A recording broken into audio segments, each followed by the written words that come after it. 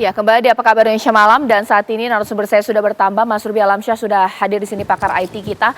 Tadi kita bercerita dengan Mas Erlangga di sini, Mas Ruby, pakar digital forensik kita. Mas Erlangga menceritakan bahwa menariknya website judi online ini kalau diblokir, diblok atau dimatikan nggak masalah, karena game itu tetap sama. Jadi korban-korban ini juga uangnya nggak hilang. Ini ternyata ada permainan atau bagaimana sih? Bagaimana pantauannya? Maksudnya nggak hilang gimana?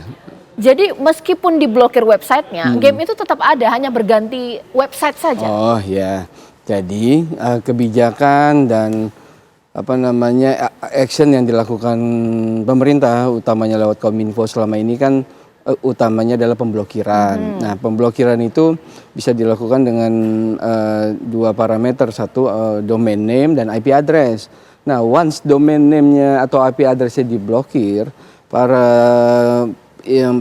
pemilik judi online ini, bandar-bandar judi online ini, mereka sudah punya mekanisme untuk langsung otomatis merubah nama domain yang terblokir tadi, IP yang terblokir tadi, dengan sistem yang otomatis tadi, ya kesannya di user itu nggak ada masalah, sehingga ya user tetap masih bisa gunakan.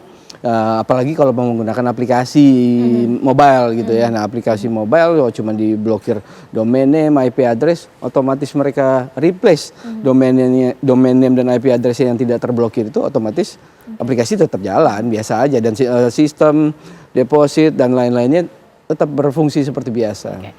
Sekarang sebelum kita menceritakan tadi bagaimana kemudian berhenti, kita masih ingin menggali bagaimana kemudian Mas Erlangga ini bisa sampai 2 tahun ikut judi online. Apa pernah terpikir bahwa ini game judi online ini kok pinter ya? Di saat mau berhenti, dikasih menang, gitu nggak sih? Jelas kita berpikir kayak gitu. Justru karena kita berpikir kayak gitu, kita main terus tuh. Kayak oke, hari ini kalah, kayaknya besok nih waktunya saya menang nih, waktunya gue menang nih. Justru karena kita punya kepercayaan seperti itu, mental seperti itu yang buat kita main lagi, mungkin besok menang dan akhirnya nggak pernah menang. Nah, saya nggak tahu ya, ini saya menduga-duga saya Mas Ruby bahwa apakah ini ada teknologi AI yang juga bisa membaca ini korban-korbannya ini, kalau misalnya nggak ada kasih menang itu juga nggak ada yang mau lah, tapi ketika mereka dikasih kalah kemudian menang, itu kayak gimana sih Mas? Nah, judi online, keywordnya kan ini online dan sistem, alias bukan judi yang tradisional, ada bandar fisik segala macam ya. Nah, karena sifatnya online, mereka simple aja, mereka bukan AI, nggak perlu buat AI, mereka menyiapkan algoritma khusus. Algoritma khusus yang bisa membuat orang ujung-ujungnya akan edik. Nah, algoritma itu udah diatur sedemikian rupa, memang akan membuat korban-korban yang newbie pemain yang awal-awal itu pasti akan kalah pada ujung-ujungnya, terakhirnya. Nah, algoritma inilah yang akan membuat orang terkesannya ketagihan, terkesannya akan mencoba main terus, berharap menang, dan sempat menang. Dan algoritma itu udah disiapkan oleh mereka. Kalau orang awam kan kesannya nggak paham di belakang itu ada apa gitu loh. Nah, itu udah disiapkan sedemikian rupa agar pemain judi online itu memang selalu akan tertarik untuk selalu main walaupun kalah. Sadar nggak Mas Erlangga, ada algoritma khusus yang dibuat supaya korban itu ketagihan? Sadar. Saya yakin orang yang saat ini masih main di judi online itu pun sadar. Ada algoritma yang Abang Robi bilang tadi, ada itu algoritma itu. Tapi kita punya mental mungkin sudah rusak. Di situ karena kita mental sudah rusak. Jadi justru kita berharap mungkin karena kita tahu di algoritma itu ada hari kita akan menang, gitu misalnya, ya udah kita jadi punya harapan di situ. Itu yang pada saat menang itu janji nggak sih? Nah, ntar kalau aku udah menang nih berhenti gitu. Iya dong, jelas. Tapi itu mungkin bisa diucapin 100 kali, ulang lagi gitu. Sampai mereka benar-benar udah mentok. Dan mereka udah kena batunya untuk tanggung jawab sendiri lah udah. Bentar, Mas Erlangga ketika menang besar tadi hingga 10 juta itu nggak pengen berhenti? Mbak, saya pernah menang 300 juta, Mbak. Wow.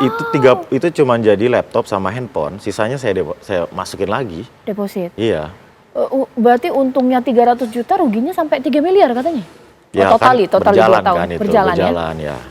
Apa rasa yang ada di hati Mas Erlangga ketika menang gitu loh? Kurang dong. Oke. Ketika kalah Ketika kalah, ya pasti kita blaming, nyalain diri sendiri, malu nutup diri dari sosial. Ya kita sering dengar saat orang kalah itu mereka itu yang dirasa. Tapi saat menang kan jarang nih orang yang bahas saat menang. Nah saat menang kita ngerasa kurang. Oh my God. Oke, saya tanya kepada Mas Iqbal di sini. Mas Iqbal, baru kali ini saya dengar bahwa ternyata efek yang dirasakan korban judi online ini adalah ketika menang. Bukannya oke, berhenti sudah sampai di sini tapi kurang. Aku mau lo coba lagi. Ini seperti apa? Ya itu disebut dengan adiksi ya, bahwa ini bukan hanya bicara tentang behavior, tapi juga aspek kognitif, di mana mereka memiliki rasa penasaran. Dan inilah kesempatan para pemilik judi ini memahami psikologi para pelakunya ini. Maka mereka akan mencoba lagi. Karena ketika mereka sudah terjebak pada jeratan hutang, mereka akan berusaha membayarnya dengan cara instan juga. Disitulah muncul pinjaman online. Maka saya meyakini produk judi online itu juga berkorelasi positif dengan maraknya pinjaman online. Karena mereka tahu para penjudi yang kalah ini pasti akan mencari uang terus. Kalau dia nggak tahu sebelum ada pinjaman online, para penjudi offline itu biasanya dia menjual barang, mencuri, merampok ya. Tapi dengan ada pinjaman online, mereka dengan mudahnya bisa meminjam hanya dengan KTP, dengan instan dan hari itu sudah dapat. Itu yang membuat akhirnya judi online ini terus bekerja, terus berkembang, termasuk dengan pinjaman online. Jadi ini saya kira ada korelasinya, makanya saya menduga maraknya isu kesehatan mental masyarakat saat ini juga sangat erat dengan perilaku-perilaku di internet, termasuk dengan judi online ini. Saya melihat pemerintah harus tegas, ya karena apalagi di pihak kepolisian sudah ada korban. Dan pertama minimal mereka memastikan para aparatur, para pejabat bebas jadi judi online ini. Termasuk juga dengan menertibkan pinjaman online. Karena sudah banyak angka perceraian yang tinggi, saya kira juga berkorelasi dengan tingkat maraknya judi online dan pinjaman online. Baik, ditahan dulu Mas Iqbal. Dan kalau ini terjadi maka dampaknya ke sumber daya manusia kita ke depan. Baik, ditahan dulu Mas Iqbal. Sekarang kita akan lihat ini pemirsa sejumlah cerita korban-korban judi online yang kemudian menjadi perhatian. Ini kita akan lihat pemirsa ya. Ini dia merupakan deretan kasus terbesar di judi online pemirsa, di mana Juni 2024 ini ada anggota TNI AD gelapkan uang kesatuan sebesar 876 juta. Bahkan di Papua juga ada perwira TNI AL bunuh diri karena terlilit utang judi online. Ada guru honorer juga terlibat pinjol karena judi online di Palangkaraya, Kalimantan pemirsa di April 2024. Selain itu kita lihat lagi ini kasus-kasus lainnya yang kemudian menjadi perhatian yang membuat kita berpikir bahwa judi online ini ibarat penyakit sudah sangat kronis pemirsa. Ya. Oke, sekarang saya ke Mas Erlangga lagi nih. Ya.